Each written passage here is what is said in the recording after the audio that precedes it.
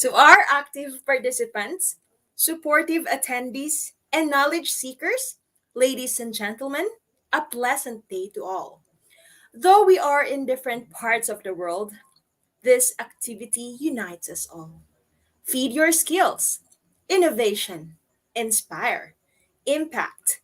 Welcome to Institute of Global Professionals. I'm your host for the evening, Lursha L. Pelaez from New Era University, Quezon City, Philippines. Be one of the change that embraces the new modalities of learning. And we would like to say our greetings to all the teachers out there. Happy Teachers Day. It's World's Happy Teachers Day to all. We believe that you are all gathered here today so we can gain knowledge together. And that's the real reason why IGP provides this free international webinar because we want to embrace the chances of this learning.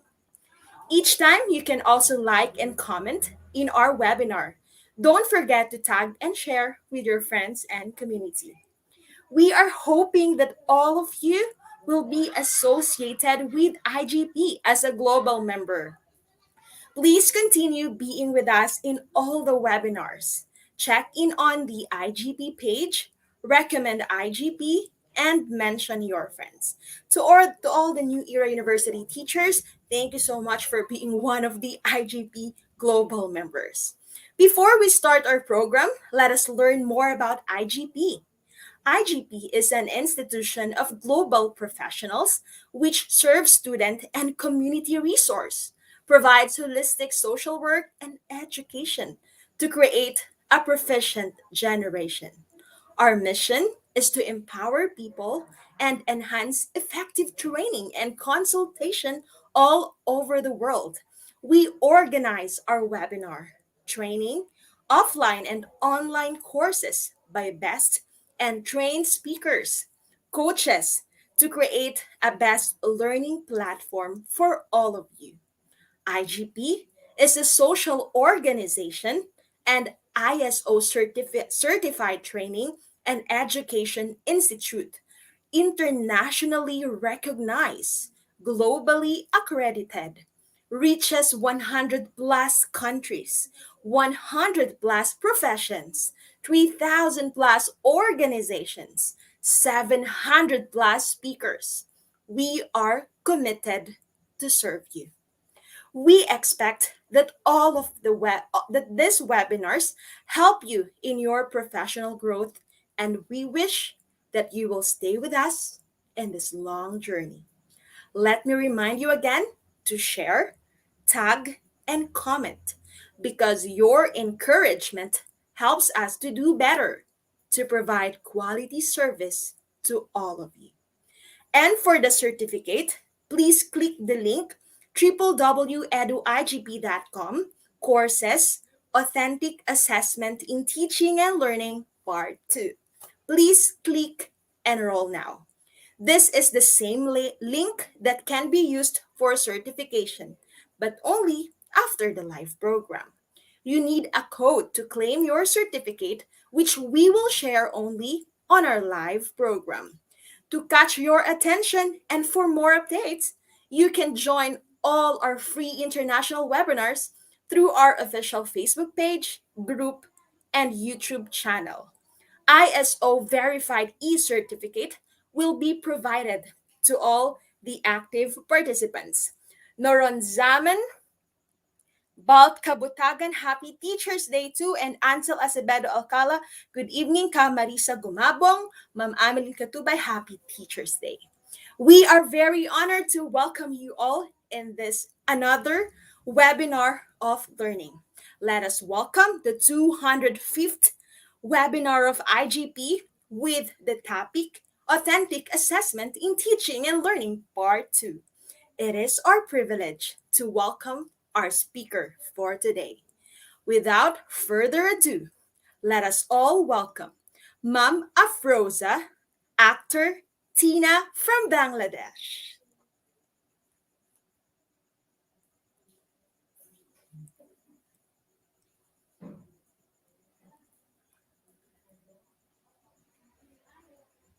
Hi, Mom, to our pretty Mom Afroza actor Tina. Hello and good evening.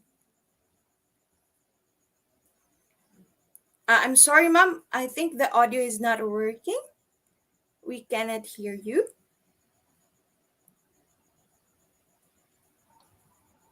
Now I think you can hear me clearly. Yes, very clear. Thank you so much. Thank you so much for the warm welcome. At the very outset, I would like to mention that I am really very honored and grateful to IGP, International Global Professionals, for inviting me on this wonderful platform to share my ideas, my experiences with this huge talented people. I can see that so many participants have joined. It reflects actually that you all have come here to get something from the lesson from this session today. And thank you so much, everyone, for joining. Thank you, the entire team, once again, for providing me with this wonderful opportunity. Now, I am Afroza Akhtar. I work as a senior lecturer in the Department of English at Daffodil International University. It's in Bangladesh. Dhaka, which is the capital of Bangladesh.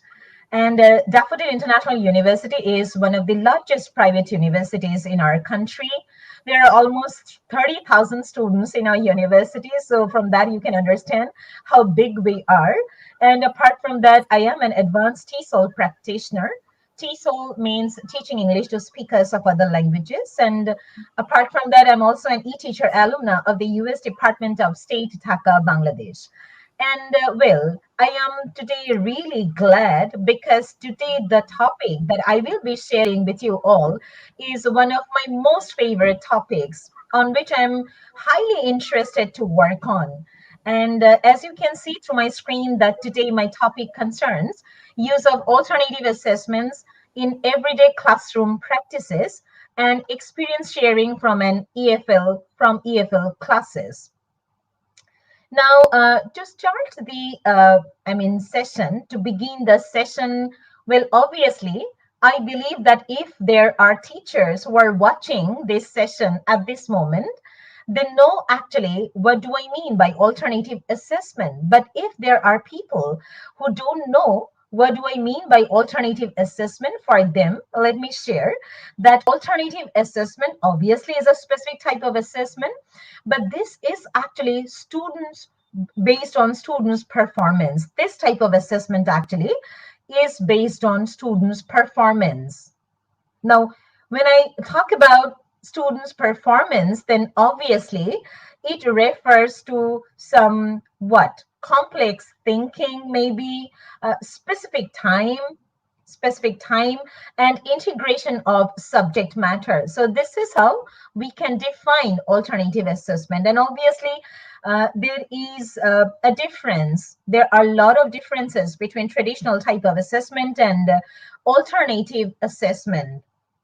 Now, we are familiar with traditional type of assessments because they are predetermined. You know, all these students know that at the end of the semester or at the end of the lesson, well, our teacher is going to assess us this way, or we know that our teacher is going to give us, for example, descriptive analysis or narrative questions or fill in the gaps. I mean, a lot of other types, but they actually know because these assessments are predetermined. But when we think of alternative assessments, well, it actually depends on the teacher, how he or she wants to assess the learners. And more importantly, these alternative assessment tools can be used to assess everyday lessons. So I repeat, everyday lessons. Now, there are thousands of alternative assessment ideas. If you simply Google, you will get thousands of ideas. But I have just pointed out very few. And today, for this session, I will specifically focus on only four types. But these are some of the ideas which I think you can focus on. For example, plotting a family tree. Now, if you imagine that if you are in a drama class, then if your teacher, for example, asks you to, plot a family tree and just name each of the leaf with one of the character, then how would that be? Maybe you would be a little more interested, I guess. So this is how, well, I believe that we can engage the learners, and we can also get information from them, whether they have, got the lesson appropriately or not, whether they were able to identify the characters or not. So this particular idea work very well when we think of a drama class. And then conducting an interview, creating infographic actually is information with pictures, and then writing how to manual, presenting opposite points of view, not always supporting each other. Of course, it's not like that. Why not presenting opposite points of view, even if we don't disagree sometimes? And then producing multimedia or interactive posters. Now, these days, I must admit that when students come up with interactive e-posters, then, well, you would be surprised to see. As teachers, I personally am surprised to see that how beautifully students design posters, and it can work with any subjects. It's not about, only English or teaching a foreign language. And designing travel brochure. In my university, I have seen that students at the end of this semester come up with travel brochure, and this specifically works with the tourism and hospitality department. We have this department also in our university, and we also teach English over there. And when students come up with, a travel brochure at the end of this semester, well, that the feeling is so interesting. And then reflection diaries. I'll talk about that a bit later, because today one of my focuses will be on this reflection diaries. Now let us move on to dramatization. Students, love to produce something. They love to show, actually. They love to, explore more through exposure. And this is one very beautiful way through which they can expose themselves. Even they can, share their learning. And then gathering real world examples, portfolio assessment, which I will be focusing on today, and then observation based assessment, questionnaires, surveys, and assessment cards. So if I start, naming ideas, then it will not end. But today, for this specific session, which is about authentic assessment, my focus would be on how authentically we can assess our learners after completing a lesson or after completing lessons every day. Now, to measure students' gradual development, I particularly would like to focus on these two types: reflection diaries and e portfolios. Well, apart from this, these are the other two which will be in my focus today, using individual assessment cards and progressive I can statements. Now, how we can use them? I believe that is the question that is in your mind at this moment. Don't worry. I will try to answer your queries, of course. Now, before getting into the details, let me share that using individual assessment cards actually is very, very effective when we think of, collecting instant feedback from the learners. Now, we actually can't always focus on, students learning. But the thing is that as teachers, we also need to develop. We also need feedback from the students, whether I can improve my lesson, whether I can improve my teaching or not. Now, for all these, actually, I believe all these four tools could be very, very effective. Now, let us start with portfolio type of assessment. I believe that if we are teachers, then we have come up with with this idea already.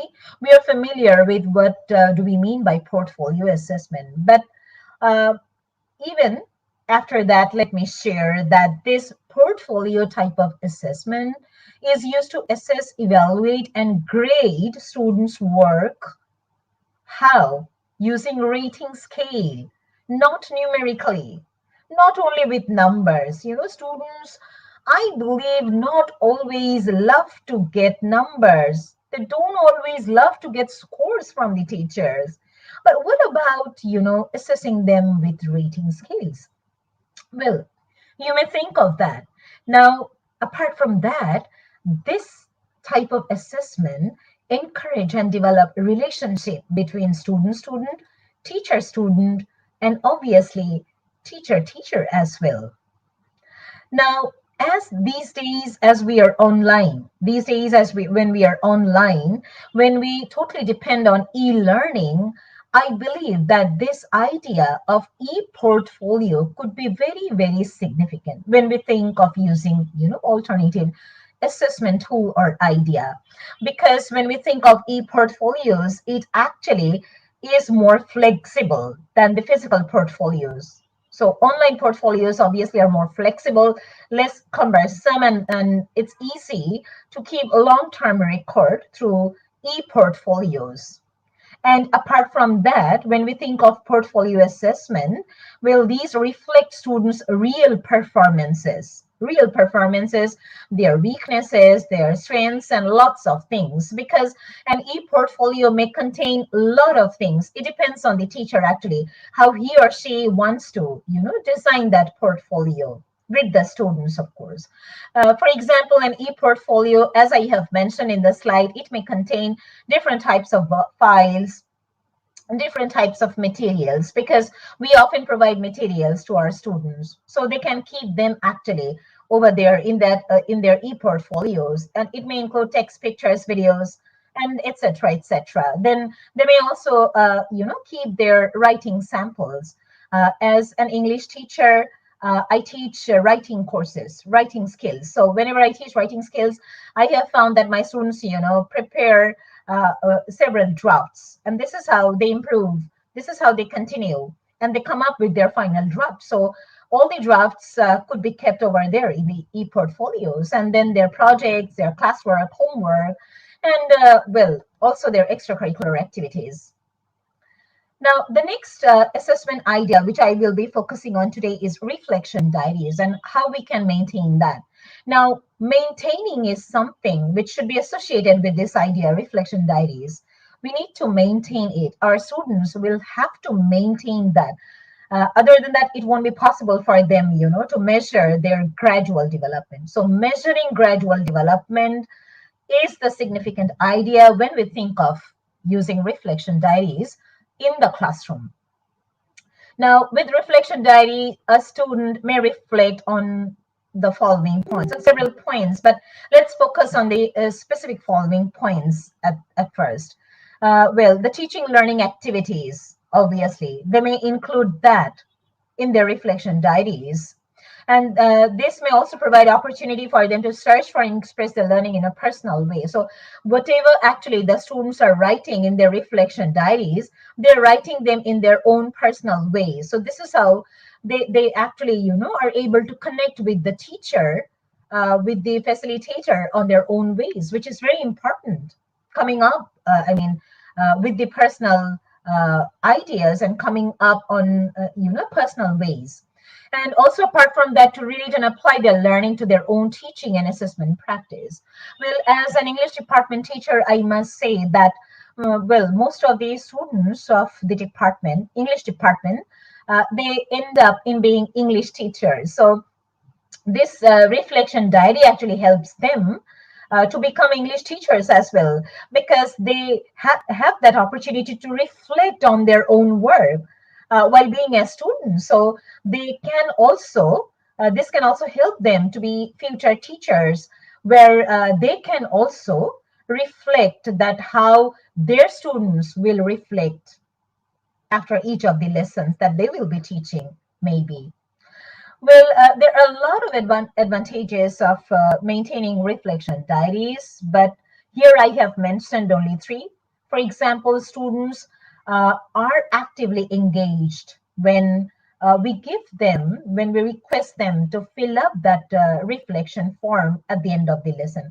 Personally, from my personal experience, I would love to share that all my students love actually to fill up that reflection form at the end of the lesson. But that doesn't mean that they only write positive things about the lesson. That doesn't mean actually that students are writing or they are mentioning, the strengths only every time. They also mention their weaknesses, the weaknesses of the lesson if they feel any. So this is how I am also developing with them. It may also increase students' interest, and it also empowers them, to be more responsible to their own learning and reflect, regarding their own studies. And they also share their ideas. They can, if they want, through speaking. Why not at the end of the semester? Sometimes, my students share their reflection diaries through presentation, which is also an exam in our university. In each semester, regarding each of the courses, we have to conduct a presentation exam. So this is how sometimes I take the presentation exam. I request them that you will have to present your ideas regarding your reflection diaries at the end of this semester through this exam. So this is how I engage them. Now, what is needed? The two tools that I have mentioned so far, e-portfolios and reflection diaries. Now, if I have to mention that, what is the thing or what are the things that actually are needed on part of the teacher? Well, I must say that the feedback is needed. We actually can't only give them tasks, rather, we'll have to give them feedback. So we'll have to collect their forms. We may actually go through the forms. We may just skim them if needed.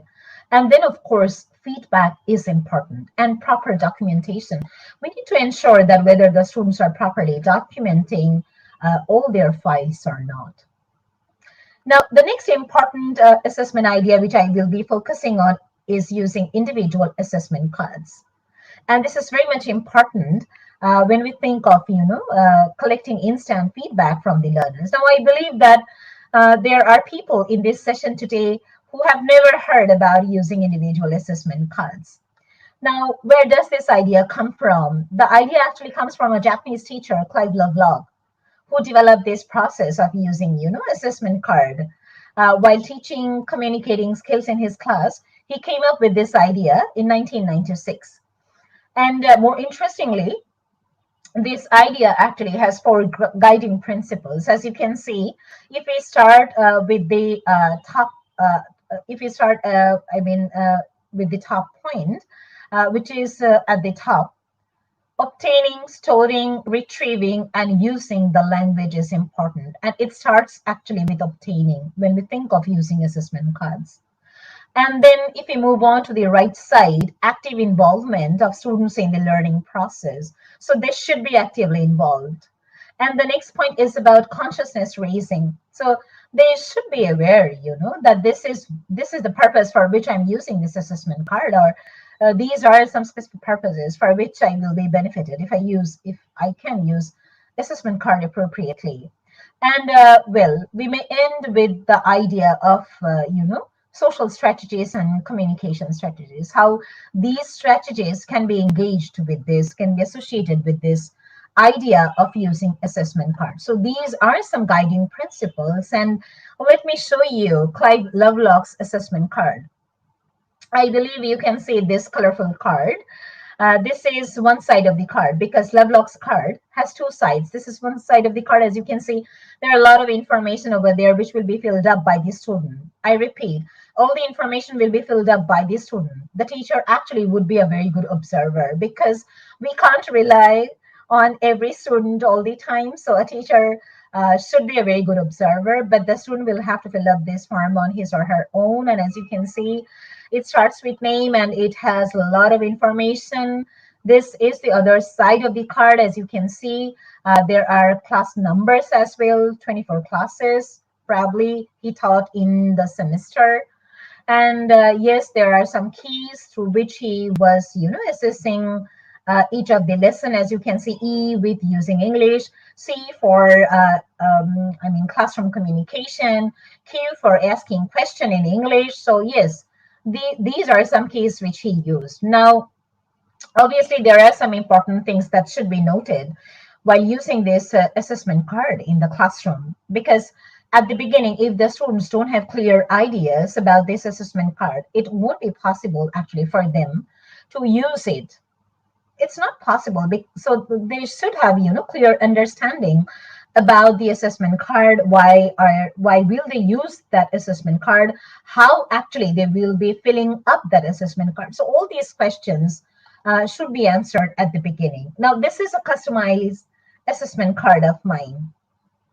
I believe that you can see it clearly. This is my customized assessment card, which I have customized. As you can see, this card is for 18 lessons, and these are some keys which I have, modified according to the needs and levels of my learners. So yes, this is the beauty of this assessment card. We as teachers can customize it the way we want. And then the last tool which I will be focusing on today is using progressive I can statements. Now here, as you can see, that this strategy could be very, very effective for promoting learner confidence. And this has been developed by Fife McDuff, Khadija Al-Haiki, and Caroline Lindsay, these three teachers. And there are obviously some detailed ways, detailed explanation through which it can work. For example, if we think of a very primary level of students, if you think of primary level of students, obviously we can give them some I can statements. For example, I can write paragraph, I can write a topic sentence, I can write a conclusion. This type of I can statements can be provided to them, and students, after writing a paragraph, they can just put a tick after each of these statements, so that they can show at the end of the lesson that, ma'am, well, I have completed all the I can statements. Now I can write topic sentence. Now I can write in a conclusion, something like that. And for advanced level of learners, we can actually request them to come up with their own I can statements. Why not? For advanced level of learners, we may also give them a lot of I can statements in scrambled order, so that they can number these statements So for more advanced level of learners, definitely we can design the I can statements the way we want. For example, this is an activity which usually I do with my students when I teach reading skills. I give them a passage, for example, on Athens and Sparta, and then I may ask this question: where would you rather live in future, and why? And then these are the two questions maybe which I request them to answer.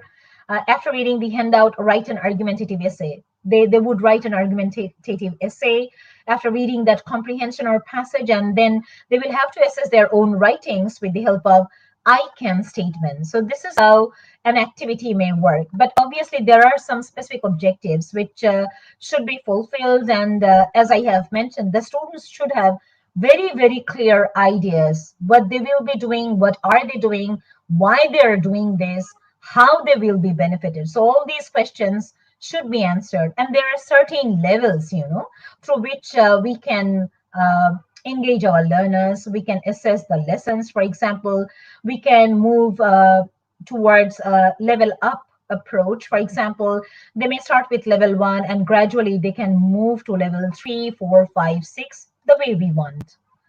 And yes, obviously, there sometimes there could be some disadvantages of using alternative assessments. Sometimes it becomes hard to evaluate, and sometimes the process is also a bit costly, specifically when we think of maintaining physical portfolios. And that's why I have mentioned that e-portfolios actually are more flexible than the physical portfolios.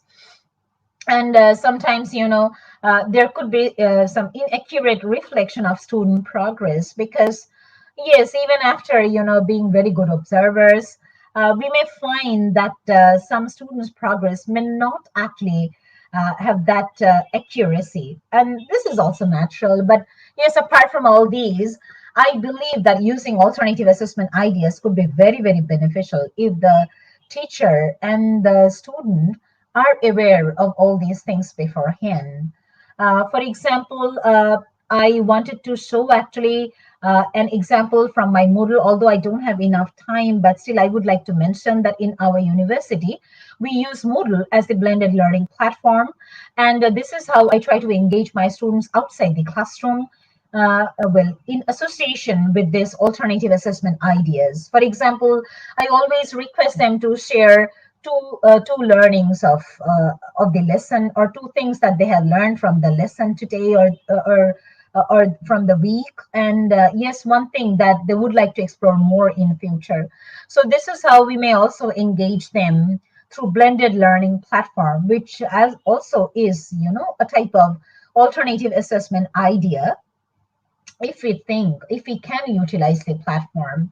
And yes, apart from that, they have, uh, apart from us, a lot of other responsibilities, because as teachers, we also need to note down the significant points. As students, they also need to note down the significant points of the lesson.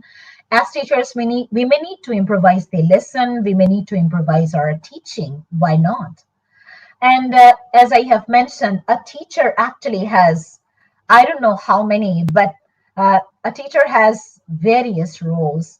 He or she is not only a teacher, but a controller, organizer, participant, of course, assessor, prompter, resource, obviously, tutor, observer. And I don't know how many roles actually a teacher has. But now I would like to end with this wonderful idea, which I believe in. And the idea is, as teachers, knowing what students know is important. I repeat, as teachers, knowing what students know is important for me. So, with this, I would like to conclude my presentation today. Thank you, everyone. Thank you so much for your uh, patience sharing. Thank you. And of course, we are very thankful, Ma'am Afroza, actor Tina, from the bottom of our heart, and on behalf of all the teachers and attendees tonight. Thank you for taking time out of your busy schedule to be our speaker in this webinar. Your presence helped magnify our cost in the best possible way. To be a good teachers, to know how to assess, to provide quality feedback for our students. So indeed, this webinar was a huge success. All thanks to your enlightening words that inspired not only the attendees but especially all the teachers, because most of the attendees right now are teachers. So all thanks to you, Ma'am Afroza, actor Thank Tina. you. Thank you so much. My pleasure indeed. I'm pleased also to meet you, Ma'am, even though it's just a virtual. I would like to take this opportunity to say thank you, and we are really hoping that someday our path cross. Thank you so much, Sure, Ma'am of Afroza, course. actor Tina. And that's it, dear audience. So, before we proceed, we would like to remind everyone to please stay connected and please stay with us because we still have the next speaker. And of course, we also want you to share and tag so so we can have the chance to reach all the educators so we can learn all together. And now, without further ado, let's have our second speaker. Ma'am Sulistiani is an English university teacher at Nusantara PGRI Kediri. She obtained her Sarhana degree in English Education Department from, from IKIP PGRI Kediri. From Sibella's Maret University, she also has her master degree in English education and a doctorate degree in English education and literature from Surabaya State University. She is interested in multidisciplinary study, especially in teaching English as a foreign language and linguistics. Her present position are the following. She is the senior lecturer in the Department of English at Daffodil International.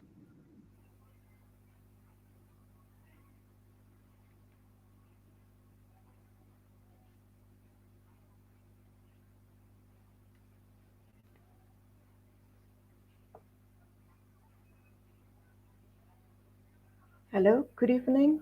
Can everyone hear me? Yes, ma'am. We can see the screen. Okay, so let me share my screen. Yes, ma'am. We're really excited. So let's give it up for Dr. Sulistiani from Indonesia. She is also the editor of Daffodil Newsletter. A lot of impressive background. So let's give it up for Dr. Sulistiani. Thank you so much for the chance given to me, Miss Lisa. And let me share my screens for Yes. my presentation about authentic assessment. Hopefully, it will work. Does it Presents. work? There's no presentation yet, Mom. Oh, wait.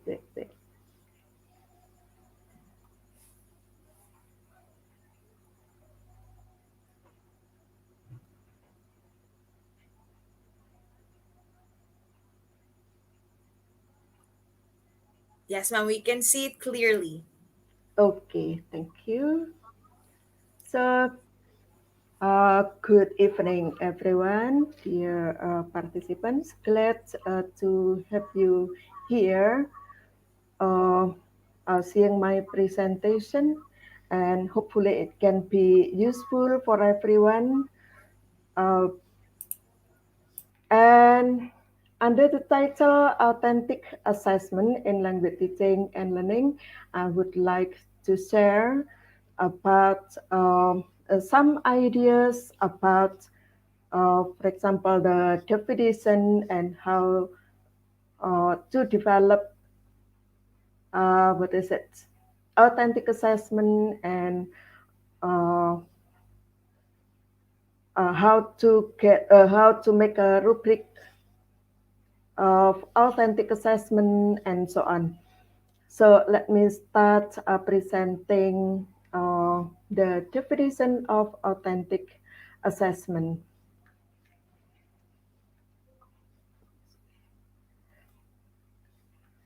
So what is called authentic assessment?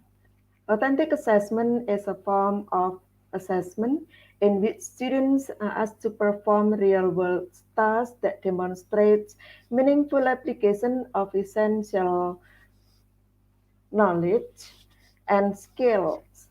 An authentic or alternative assessment is defined as an assessment that reflects the achievements of the learner and measures them in real life situations, which makes students engage in meaningful and useful tasks.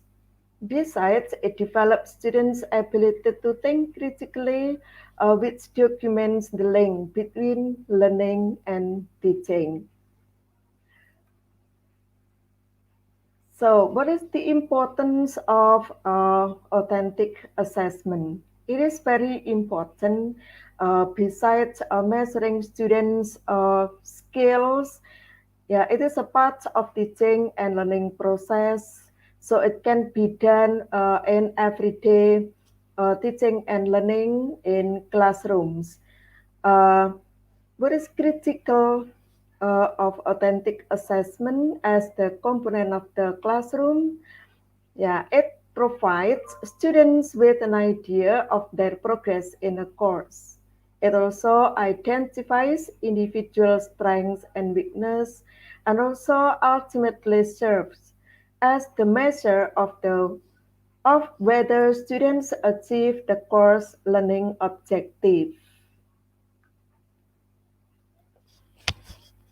So it is important to note that authentic assessment should not only be used for measuring students' knowledge based on their understanding or recalling of information, but the characteristics of authentic assessment that I have mentioned before should serve not only valuable instructional or pedagogical function, but also engage students and prepare them with the skills they'll need in future courses, practicums, and even their career. So, what is considered to be assessment task? The ideas of assessment task is that authentic assessment is the idea of using creative learning experiences to test students' skill and knowledge in realistic situations.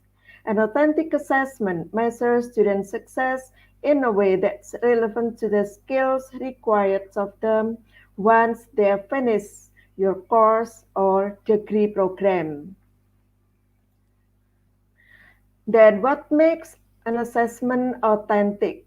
Yeah, according to within 1998, uh, he identifies a few key criteria of being authentic. The first one is it's realistic, and the second, it requires judgment and innovation, and the third one is it asks the students to do the subject. So in this case, students should not only uh, become an object to be touched by teachers or given information from teachers in one way teaching, but students should do some things. Yeah, so students should be the subject of the teaching learning process. And the fourth one is it replicates or simulates the context in which adults are tested in the workplace, in civic life, and in personal life. And the fifth one is it assesses the student's ability to efficiently and effectively use a repertoire of knowledge and skills to negotiate a complex task. And the sixth one is it allows appropriate opportunities to rehearse, practice, consult resources, and get feedback on and refine performances and products. And in this case, I also agree with Ma'am Afrosa's explanation that feedback is a very important activity, important process to do in classroom because uh, it is a part of authentic assessment as well. And then what should the teacher do? So the jobs of the teacher were to help students acquire knowledge by making the information meaningful, by improving background, knowledge and experience as schemata, or by provoking inferential and critical thinking. And unfortunately, this is a problem that happens uh, commonly. Yeah, that we did not invent projects, journals, and self-reflection activities for students, then nor did we understand the concept of self-regulated learning as an overarching classroom objective. So that is why the knowledge of authentic assessment becomes a very important thing to be known by everyone, especially teachers, especially English teachers, yeah, in non-speaking countries. Yeah. So the typical forms of authentic assessment can be divided into two big categories. As an assessment that requires students to apply what they have learned in a new complex circumstance or situation, this typically can take one of two forms. So, authentic assessment can be in the form of real world assessments that require students to engage in actual situations in their fields, or the second alternative is realistic assessment that are relevant in nature but have students engage in situations that mimic the real world. So there are two alternatives when the first one is impossible to be done outside classroom. For example, teachers can do the second choice. So let me show you the real life versus in school problem solving. Of course, there is a strengths and weaknesses of using uh, what is it in school problem solving compared to real life problem solving. So in real problem solving, students will be involved in real activities which involves ill-formulated problems and ill-structured conditions. And then problems are embedded in a specific and meaningful context. Problems have depth, complexity, and duration, and also involve cooperative relations and shared consequences, and problems are perceived as real and worth solving. So sometimes we can imagine that the real world problems is sometimes difficult for students, but once it is enjoyed during the teaching learning process, yeah, it usually will work. Then in school problem solving, yeah, involves textbook examples and well-structured conditions, and problems are largely abstract and decontextualized. Problems lack depth, complexity, and duration, and involves competitive relations and individual assessments, and problems typically seems artificial with low relevance for students. So what I consider to be the strength for in-school problem solving is that it is like what is it less complex, yeah, compared to real life problem solving, but it is because it is in school problem solving, it is less realistic. That will be the weakness of in school problem solving. And then the benefits of authentic assessment, of course, there are many.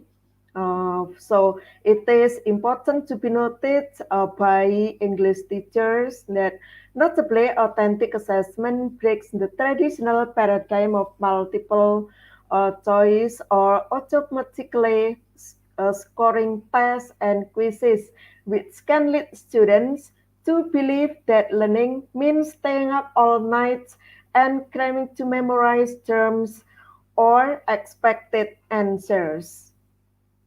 So, by having students uh, become the subjects of the learning teaching process, and through the authentic assessments, the students as well as teachers will come out or will get rid of the impression that, uh, for example, before having exams, they have to memorize all things they get from books, for example, like that. And then instead, authentic assessments tend to be more student-centered, as they ask students to demonstrate their learning through hands-on activities. Rather than asking students to memorize and recall facts, authentic assessments ask students to actively participate in situations that require them to apply the principles they have learned about in the instructional materials. Thus, learning isn't about recalling. Again, learning is not about recalling. It's about performing, which ideally will motivate students to engage in the course and succeed in their endeavor.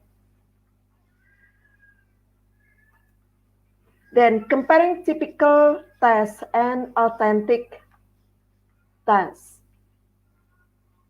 So in the typical tasks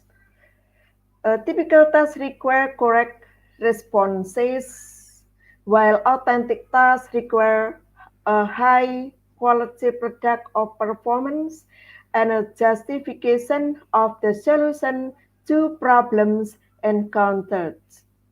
And the indicator of this is correctness is not the only criterion. Students must be able to justify their answers. Okay, so in authentic task, it is usually there is no absolute correct or incorrect answers because it requires students high order thinking skills by giving judgments, yeah, judgments, and then reasonings, yeah, based on their own uh, what is it, knowledge repertoire or background knowledge. And then in typical tests, yeah, must be unknown to students in advance to be valid, while authentic tasks should be known in advance to students as much as possible. So the indicators of authenticity is that the tasks and standards for judgment should be known or predictable. That is why sometimes it is important for students to know, for example, the teachers' rubric, the teachers' expectation uh, of what the students perform in their tasks. And then typical tasks are disconnected from real-world context and constraints, while authentic tasks are tied to real-world context and constraints and require the students to do the subjects. So the indicators of authenticity is that the context and constraints of the task are like those encountered by practitioners in the disciplines. Typical task contains items that isolate particular skills or facts, while authentic tasks are integrated challenges in which a range of skills and knowledge must be used in coordination. The task is multifaceted and complex, even if there is a right answer. So, like what I have practiced with my students in what is it? Assessing students' language skills. Yeah. So I can integrate the four skills in one task. For example, having students uh, mm, what is it? Observing things in a park, for example, and then they can write by describing the park and also presenting their descriptions that will become speaking activities, and then the text that students have made will become the reading text that can be read by students and their friends and so on. And of course, when one student is speaking in performing the task, other students will pay attention by listening attentively to the speaker. That is one simple example of what is it, integrating skills in authentic assessments. And then typical tests include uh, easily scored items, while in authentic tasks, it is integrated, yeah, challenges in which involve complex tasks that for which there may be no right answer, and there will be no right answer, and that may not be easily scored. The validity of the assessment is not sacrificed fights in favor of reliable scoring. That is the indicators of authenticity. Uh, So perhaps teachers or you all will ask, and then if it is not easily scored, how can teachers take the scores or decide the score? Of course, teachers have rubric, yeah, for scoring. And then typical tests are not one shot are one shot. Students get one chance to show their learning, while authentic tasks are iterative and contain recurring tasks. So the indicators of authenticity, yeah, after comparing these two uh, tests and tasks, students may use particular knowledge or skills in several different ways or contexts. And then the last one, a typical test provides a score, while authentic tasks provide useful diagnostic information about student skills and knowledge. So the indicators of authenticity based on this comparison is that the assessment is designed to improve future performance, and students are important consumers of such information. Then advantages and disadvantages of authentic assessment. So authentic assessment, of course, has strengths and weaknesses or advantages and disadvantages of authentic assessment. But I believe that every teacher can anticipate the disadvantages or weaknesses of authentic assessment, so they can modify or reduce or minimize uh, the risk of the disadvantages of authentic assessment. So, authentic assessments have several advantages over conventional tests. So, we have to be positive, of course, by considering a lot of advantages authentic assessment has. They are likely to be more valid than conventional tests, particularly for learning outcomes that require higher order thinking skills. Because they involve real world tasks, they are also likely to be more interesting for students and thus more motivating. And finally, they can provide more specific and useful information about what students have succeeded in learning as well as what they have not learned.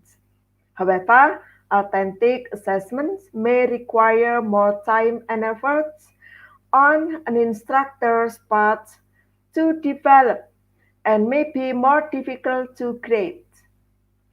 To address the difficulty of grading authentic assessments, it is often useful to create a grading rubric that specifies the traits that will be evaluated and the criteria by which they will be judged. So, here is the lack or the what is it the disadvantages of authentic assessments, but of course there is always a way, yeah, to solve this difficulty or this problem. Then we come to example of authentic task in EFL context.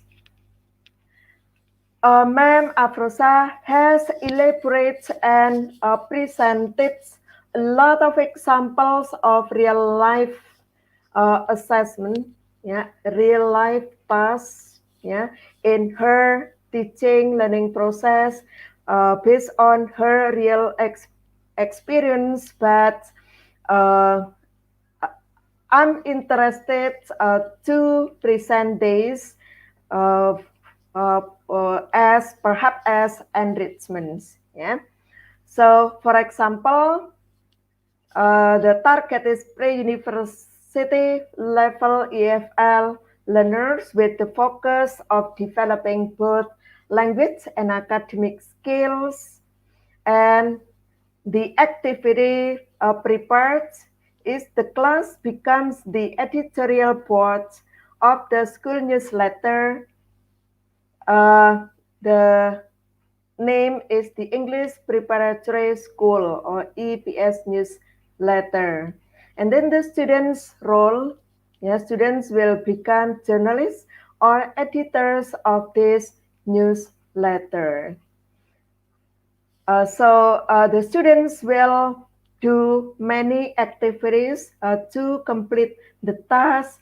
Of course, this can be a lesson for some skills, some language skills, not only writing. So here are the students' tasks. Students will work in pairs to collect and collect information and write their reports either on a given topic or one of their own choosing. Then collect information from a variety of resources using a variety of data collection methods such as surveys, interviews, and literature review. And then they will analyze this data and report it to real audience. Yeah. For example, investigate the tasks and subtasks from different perspectives, such as focusing on readers' expectation, developing author skills, cognitive and metacognitive skills, content, as well as form.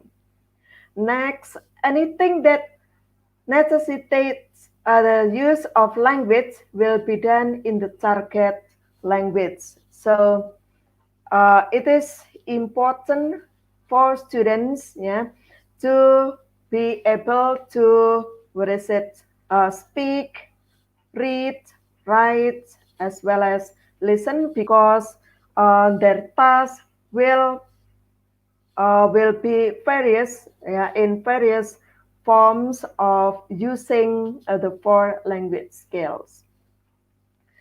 Students' online or face-to-face communication will be done in English. So it can be conducted uh, in online or and face-to-face communication. Then students will be using the target language in the final product or in writing their reports authentically as they are going to use relevant genres, argumentative, persuasive, or informative in order to communicate their findings in their reports. So these tasks can also be used when a teacher applies what is it a problem-based learning, project-based learning, as well as case studies and also research-based learning uh, that are suggested today for students to improve their quality of learning outcomes. So all of those tasks has the aim to provide EFL learners with the necessary and relevant conditions to be able to use the target language in authentic context for authentic purposes and achieve real authenticity. Then how to develop authentic assessments. Yeah, it seems to be difficult at first, but of course, everybody or once they try to make it, they will enjoy it. I'm sure they are. So there are some steps that can be taken in order that authentic assessment can be done. The first one is identify learning objective. So it is important to determine the objectives to guide teachers to go to the next steps to design and what to do with the learning objectives and what should the students do to get the learning objectives. So it is important to know or to identify the learning objectives at first. So your learning objectives are the cornerstones of your course. They communicate what the students should be able to do and what skills they'll develop during the course. Thus, it goes without saying that developing an authentic assessment should begin with these objectives.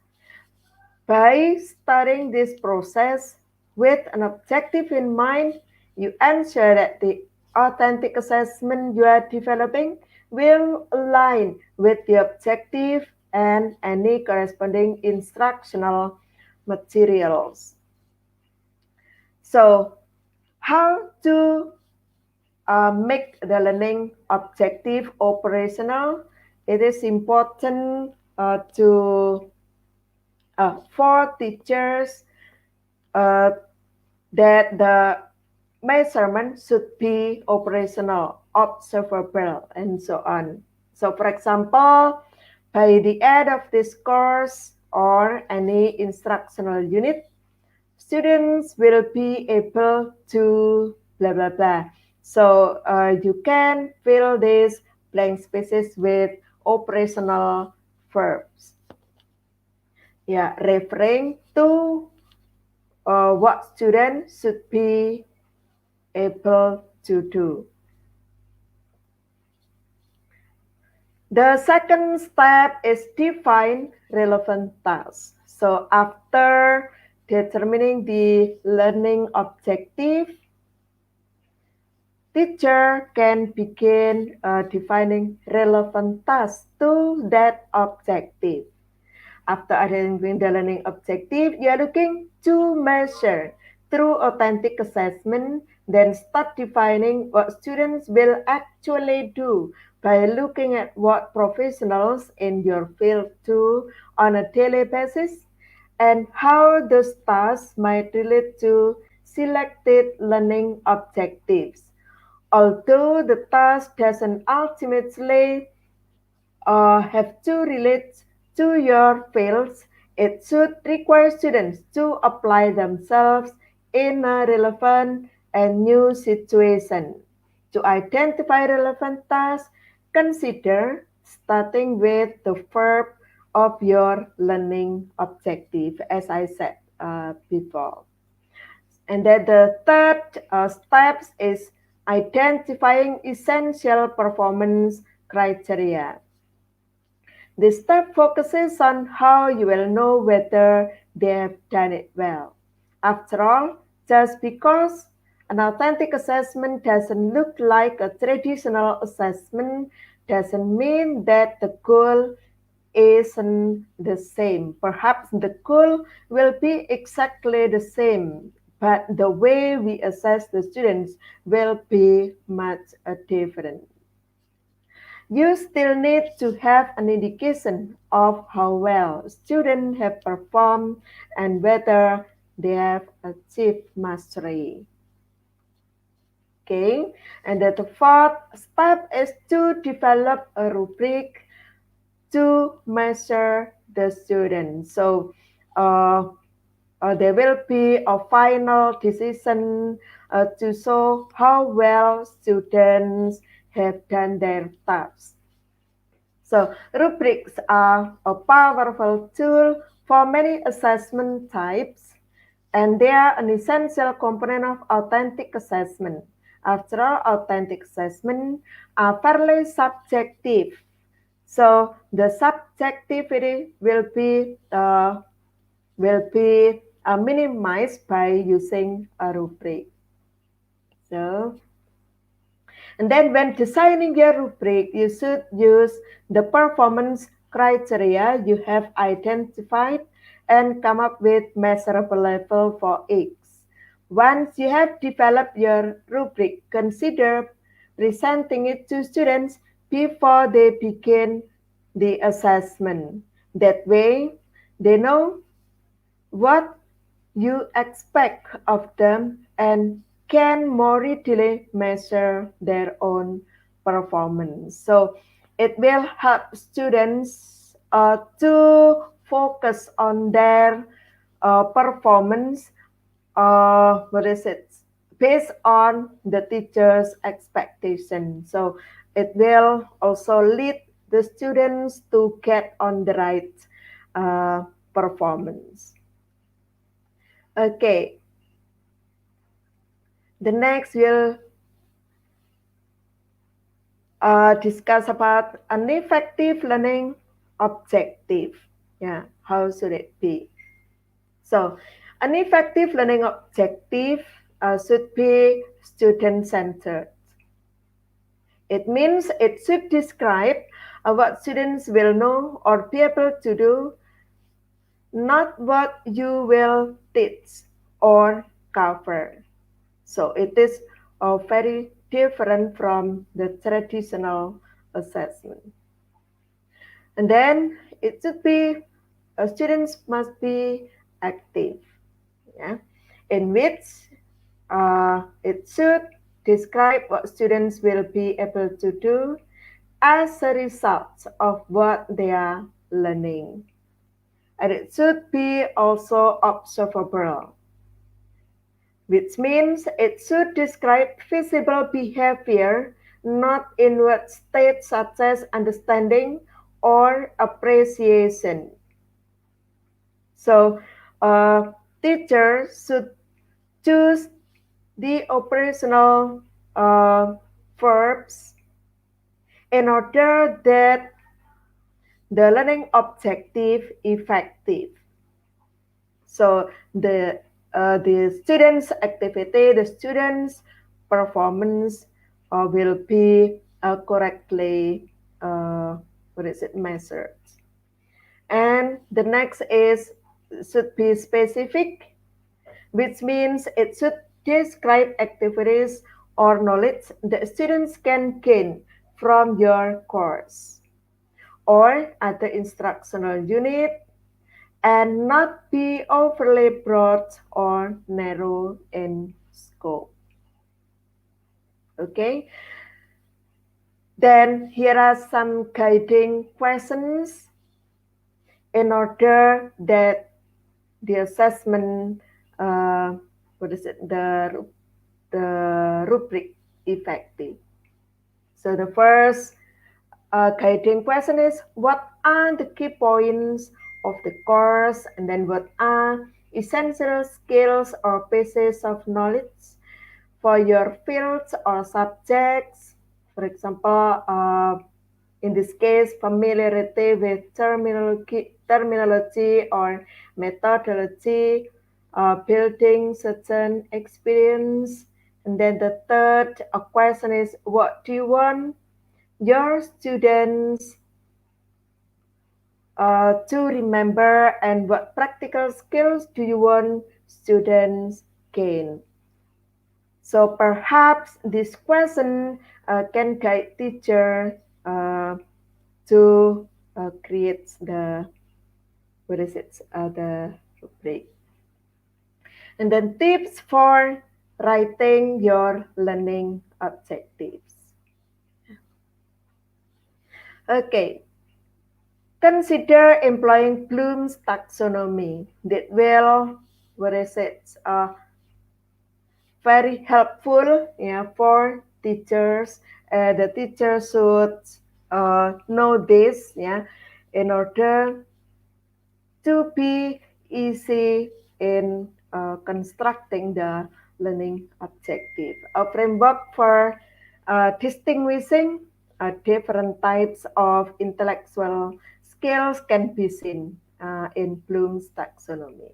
So Bloom's taxonomy identifies six cognitive domains, each of which maps two different action verbs that can help you identify the appropriate learning objective for your course. The knowledge and comprehension domains in particular can help you identify the skills students need before advancing to more complex topics in your course. Here are the verbs or the level of knowledge that can be measured using Bloom's taxonomy. So I said before there are six. They are remembering, understanding, applying, analyzing, evaluating, and creating. And of course, for university students, uh, in Indonesia, we have to set the students' analysis skills, evaluation skills, and creating skills. Yeah, and here are the verbs that can be used. Yeah, to create the learning objectives operationally. Then the kinds of authentic assessment strategies. There are five here. Perhaps teachers can modify or can add or simplify.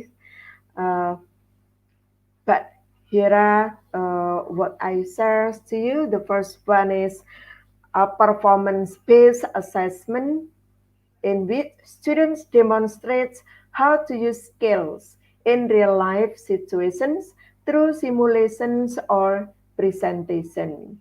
And then the second one is pencil and paper assessments, where students take tests, quizzes, and exams, and communication, where students are tested via interviews or question and answer sessions in order to assess their reasoning and problem solving activities.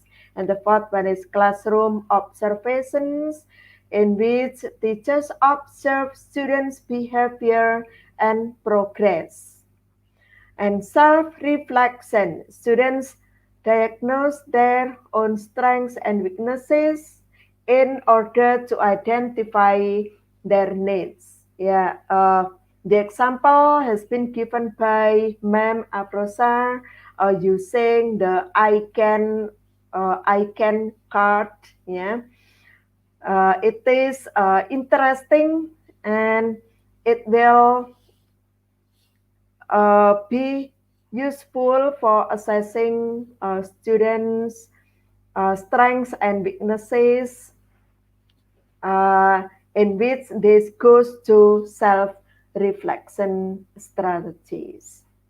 So teachers can choose, yeah, based on their own interests and the what is it, their teachers' objectives and so on. And then the next uh, is the forms of authentic assessment strategies. In performance-based, uh, we can what is it? Measure the students' performance, demonstrations, presentations, simulations, or role play, speech, debates, exhibitions, and so on. Yeah, and other performances. When using pencil and paper, uh, the form of assessment can be quizzes and exams, worksheets, end of unit tests, monthly tests, open-ended answers, and problem solving. And through observation, we can use random observation, systematic observations, and so on. And then in communications, there are conference, interview, question and answer, a focus group discussion. And in reflection, we have self-reflection, peer reflection, journal, students' portfolio, and project. So there are many forms that can be chosen, yeah, based on your what is it perform your learning objective. Then authentic assessment tools which can be used for assessing students' performance, yeah, can be checklist which includes a list of actions or behaviors mentioned by the teacher or learner in carrying out one or more educational tasks or skills. Teachers can also use rating scales which based on the segmentation of educational tasks or skills are to be assessed into a set of tasks or skills. And then rubrics, which is a very common assessment tools to be used by teachers, where teachers' awareness of the implications of this strategy, for example, conference, interview, question and answer, and associated assessment tools such as a logbook description can benefit teachers in planning the lesson. Then anecdotal records in which uh, it provides a clear picture of the overall developmental aspects of the learner through a continuous description of what has been observed in its performance. And the next one is learning log, yeah, where the students written expression of things they have read, watched, or learned. Yeah, it provides the teacher with an opportunity to learn about students' opinions and responses. Okay, and here is an example of portfolio assessment. And this is called showcase portfolio. A showcase portfolio is a kind of portfolio used to choose the best evidence done by students or group of students. Authentic assessment based on showcase portfolio emphasizes performance assessments towards the problem solving or complex achievement. The students will display their works or group of works or selected documents which are prepared to be performed in front of audience. For example, teachers and other students and perhaps a real audience, yeah, of the related field. At this chance, the students could elaborate their knowledge by explaining the materials to others, which, according to Slavin 2008, one of the most effective elaboration way. So, for example, when the teacher applies students explaining strategies in their classroom, it actually uh, the authentic activity which is part of a showcase portfolio. Yeah? So the stages of doing portfolio assessment based on showcase, and there are four steps. The first one is preparation stage. where teacher explains the mechanisms of the development of portfolio showcase. Teachers with students determine the purpose of developing portfolio showcase, and teacher explains the evaluation techniques of portfolio showcase so that students can anticipate what is important to be performed, yeah, to be prepared, and uh, to be done doing the the assessment. And then the second is portfolio showcase development stage. Teacher group students heterogeneously consisting of 3 to 5 group to 5 people or students. Then teachers assign each group to develop a portfolio showcase, and each meeting of each group is given a homework assignment by selecting the appropriate problems or basic competencies indicators to be dominated in the study. And each completed learning the basic competencies, each group chooses one of the problems and solutions that earn highest value from the previous steps. And then each group is given tasks or homework to make a display that contains problem that is chosen, concepts related to solving the problems, steps of solving problems, steps of problem solving, and then conclusion and written comment of impressions and obstacles encountered in the preparation of the portfolio. And then uh, the third one is presentation stage. Each group presents and publish their work, and then the other groups give feedback and input to group of presenters. And then teachers assess each group presentation based on the rubric assessment. And the last stage is delivery stage, where students display the work, yeah, uh, coming from each group for 1 week at classroom. Yeah, uh, this is not. You don't have to set the time 1 week, but it depends on the what is it on the relative needs. Yeah, for example, when it is possible only several days, it is also uh, okay. Yeah.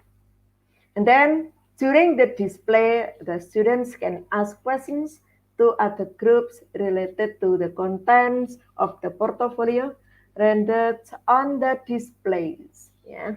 After hours of learning, and during the display, the groups having questions from other groups are required to answer. So these are the four stages.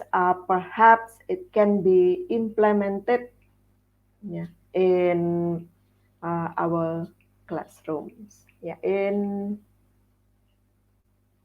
what is it? In both in language skills subject as well as content subject.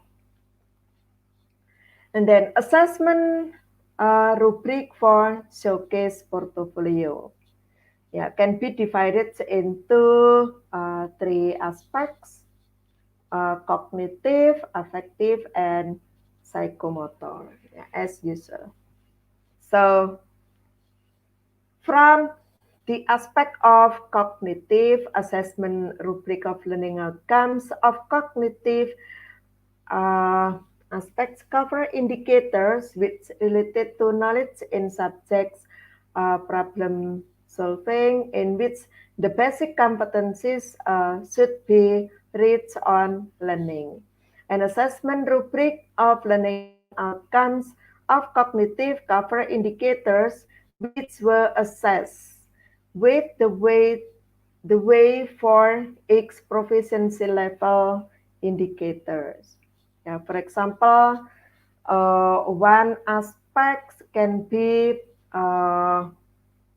weighted 1, 2, 3, 4, and then where there are, for example, 5 aspects, yeah, each aspect will get a score 4. Yeah. Then to make it into 100, just multiply it. Then assessment rubric for showcase portfolio from affective aspects.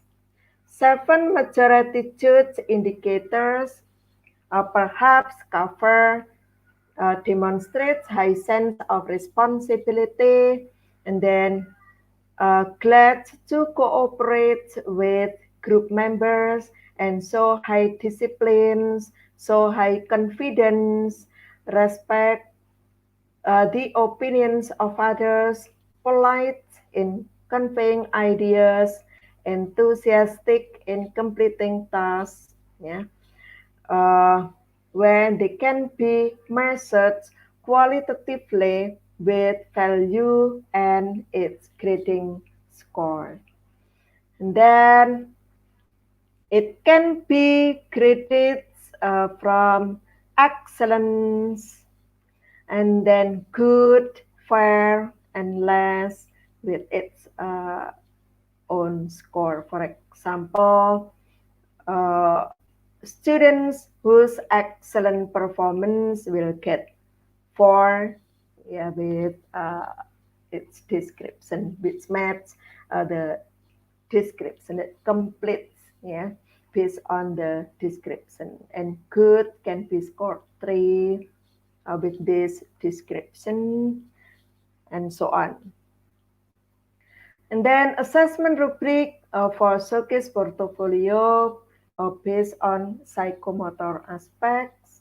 Yeah, the significance of material aspect includes ability to show problem which is suitable with basic competence or indicators, ability to choose problem which is suitable with material learned, and ability to choose interesting problems, contextual and complex, and then from presentation indicators, cover ability to present their work and ability to respond questions, and from making display indicators, things that can be measured is display completeness and display creation.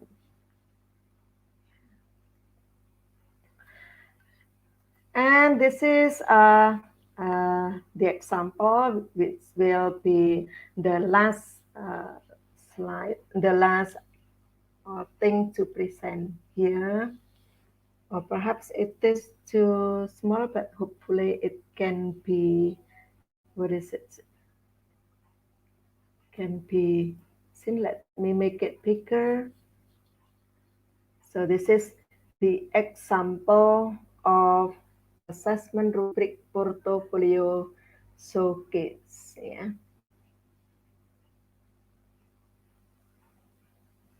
Okay, like this. Okay, here are the references that I use as sources of the materials I have presented to you all. Finally, I'd like to thank you all for your participations in this event. And thank you very much for the committee, the IGP uh, teams, and it is, what is it?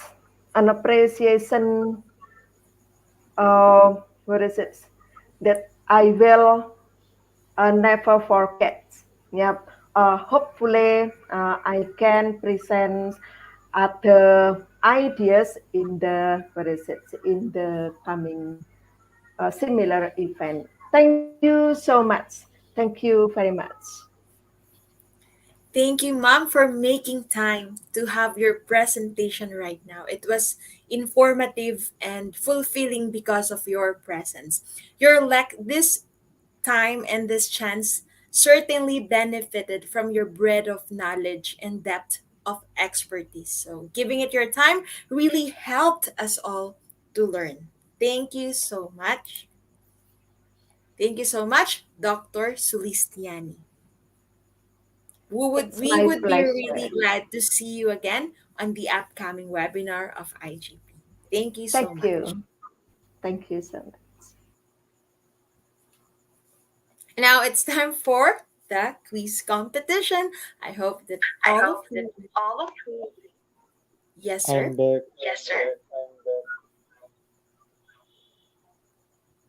Actually, Y- dear learners, I'm extremely sorry because I'm going to share one thing with you.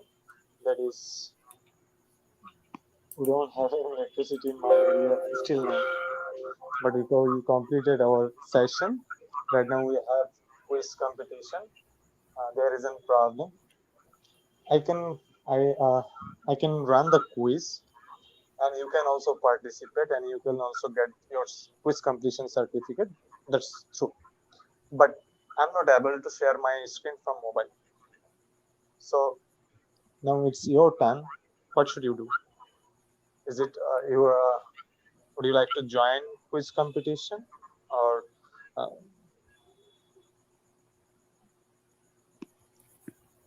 is your there's no electricity? no? I'm sorry, sir. I actually wanted some feedback from participants.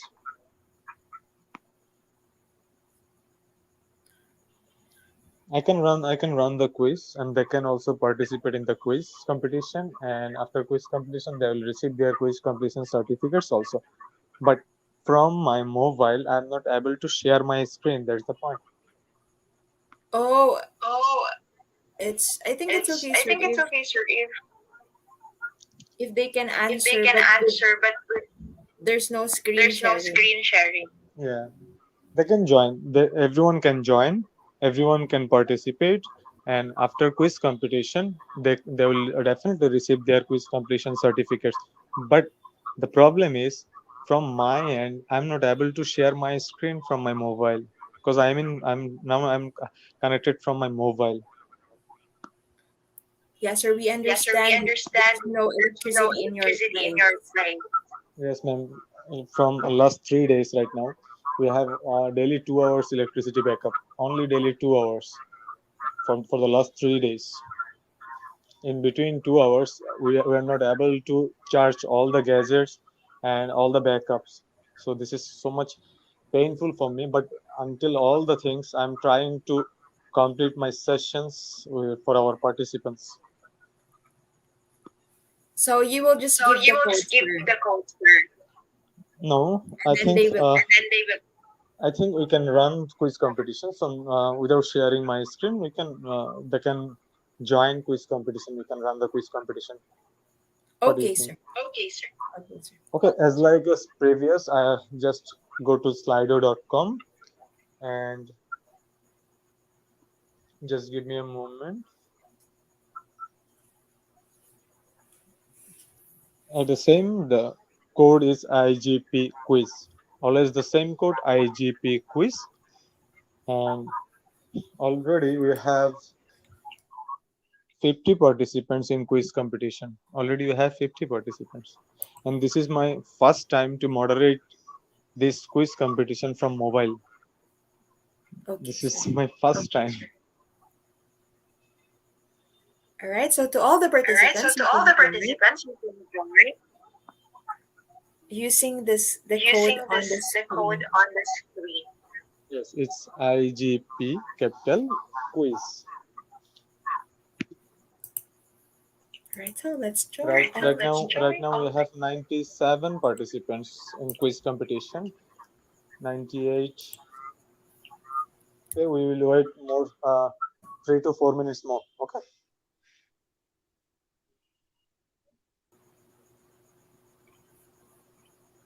103 right now. 104. Ma'am Larisha, you can join as a participant. Yes, sir. I'm joining. I'm Yeah, you already can join here. as a participant, and on that time you can read the question, and also you can declare the answer also. Okay. So I'm already in the Slido, sir. Yeah. So we'll just wait more 2 minutes because there is no um, informative instruction for quiz competition. So we have to wait, right, ma'am?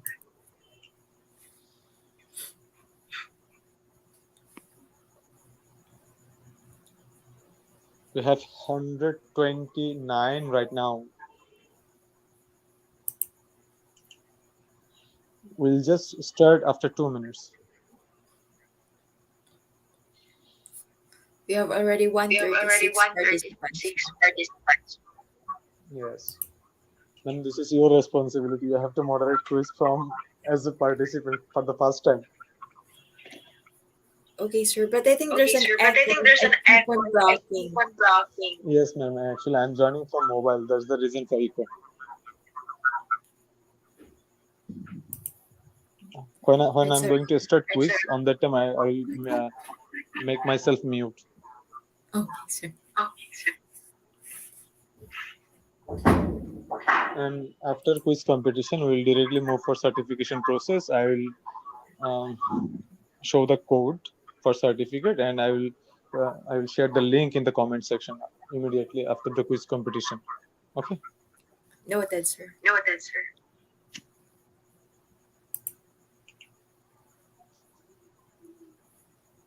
So we already have 159 participants. Okay. Now we are going to start our quiz competition.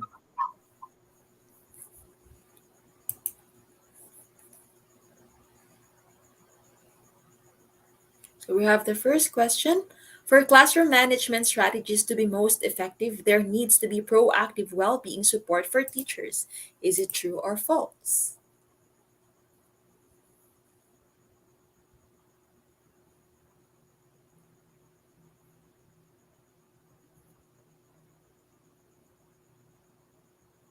98% answered true, including me. We're really hoping that it is true. Yes, well done. That's correct. To 98%. Thank you and congratulations. We just did the correct answer for number one.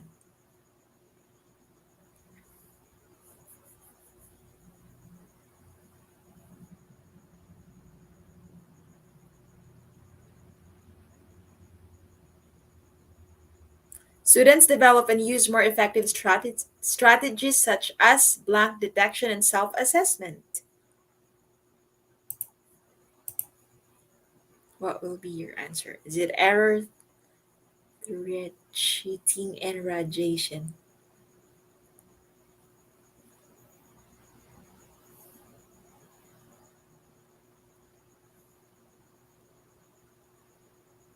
Correct answer is error detection and self assessment.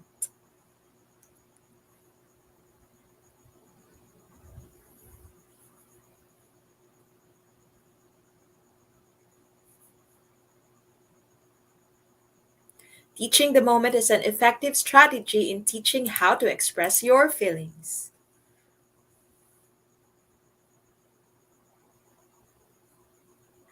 Is it true or false?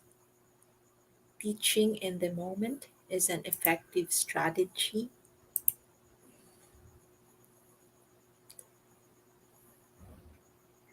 90% answered true. Well done, that's correct.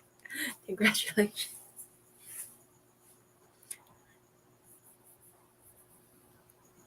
Thank you to all the participants who's answering in the chat box. Examples of high impact teaching strategies for differentiation are setting goals, explicit teaching, and feedback to students. What are the high impact teaching strategies?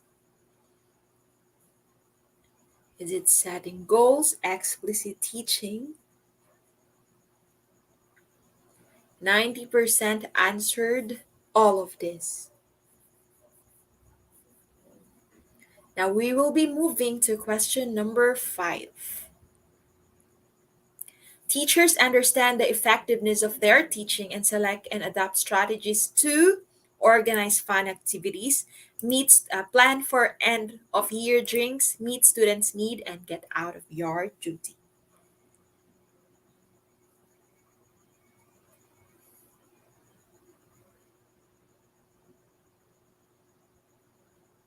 82% answered meet students' needs.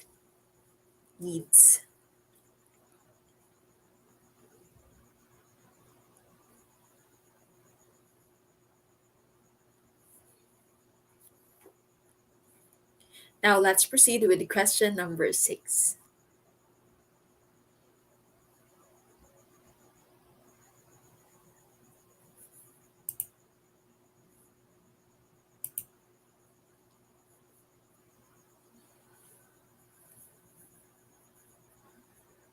Teaching the information to someone else is never an effective way to study.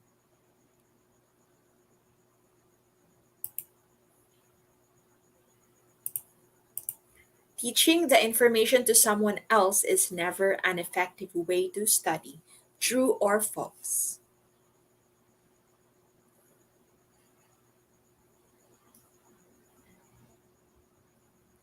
For 77% answered false. And that's correct. It is an effective way to teach the information.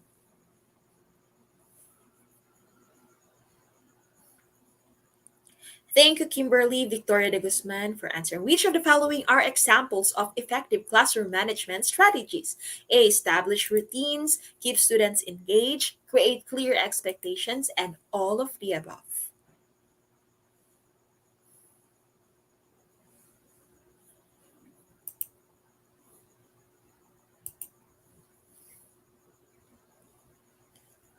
The following are examples of effective classroom management strategies.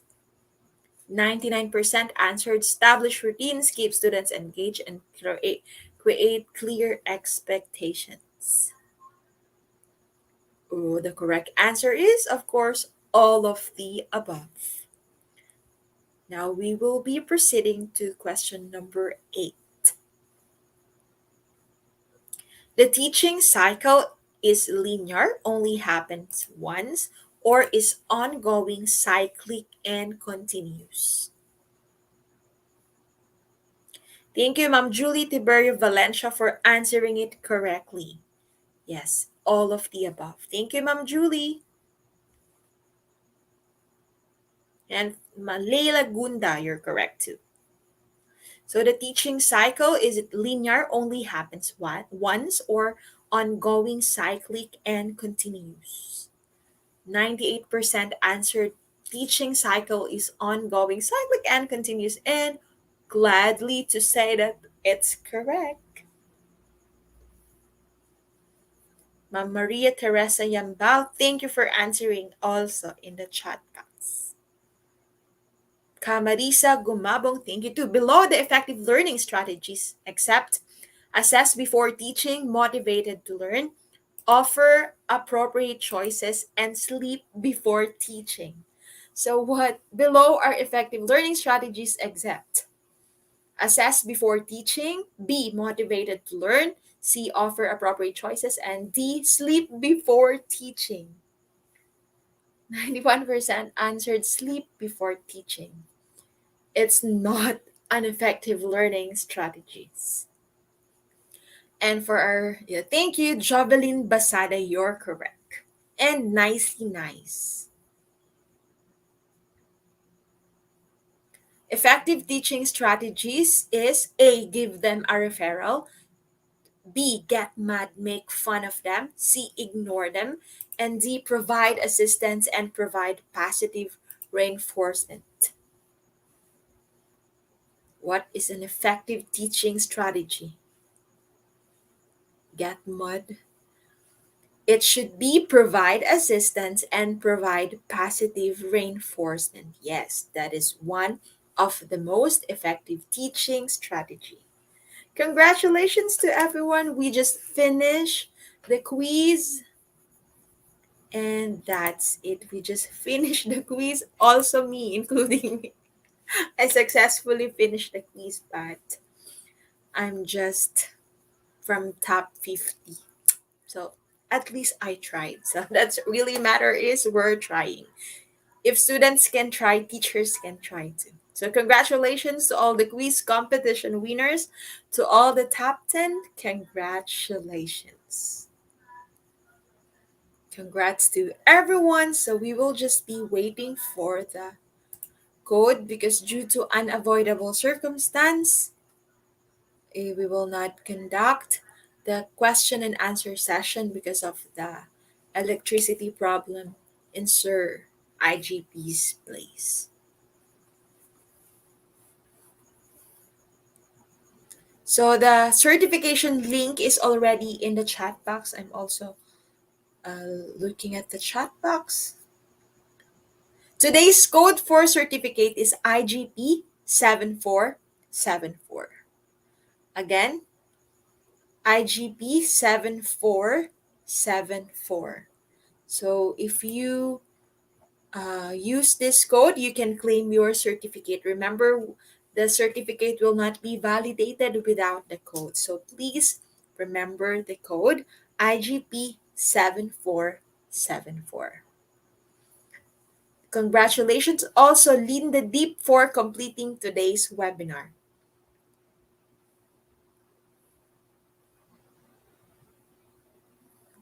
Always welcome Ma'am Julie Tiberio Valencia, and thank you also for attending today's webinar. Yes, Ma'am Marisa Gumabong, thank you for sharing the code to our audience.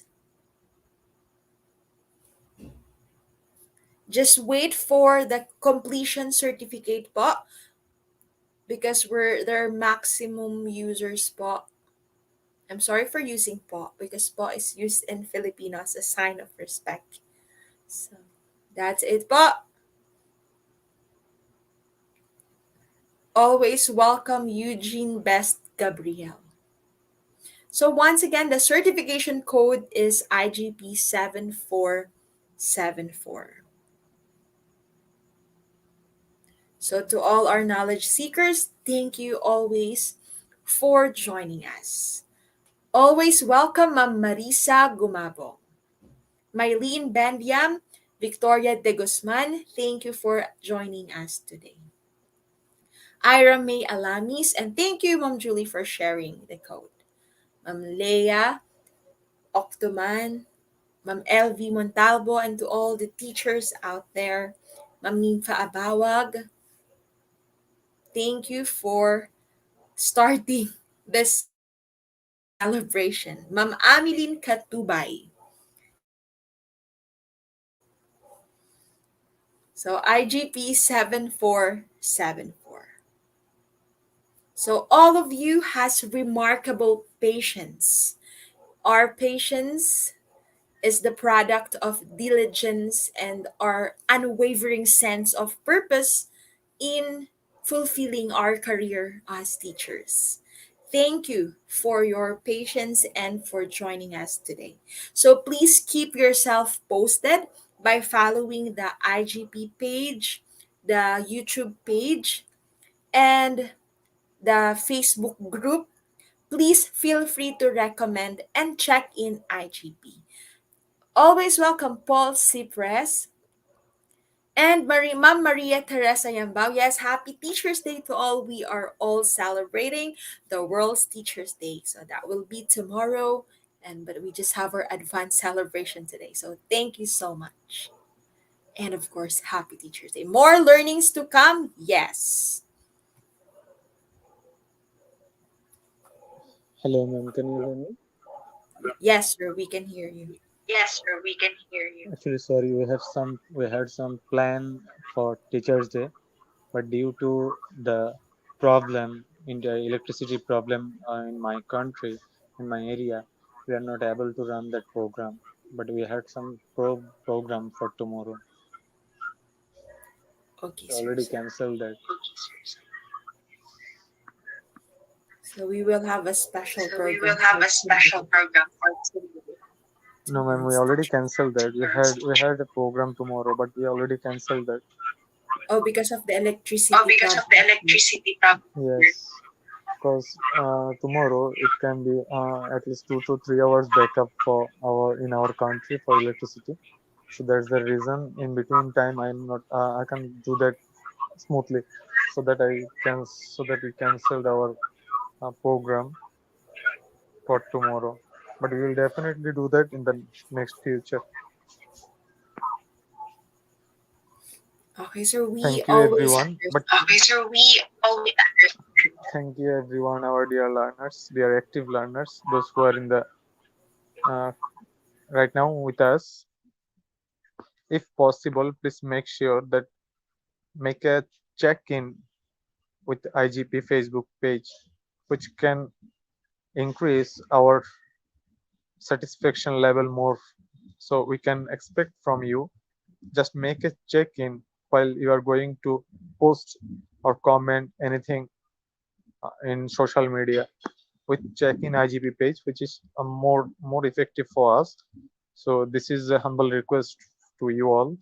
If possible, please do that. That we can reach more and more. Thank you so much. Over to you, ma'am Larisha. Yes, sir. Thank you also for this chance to be part of this IGP's webinar.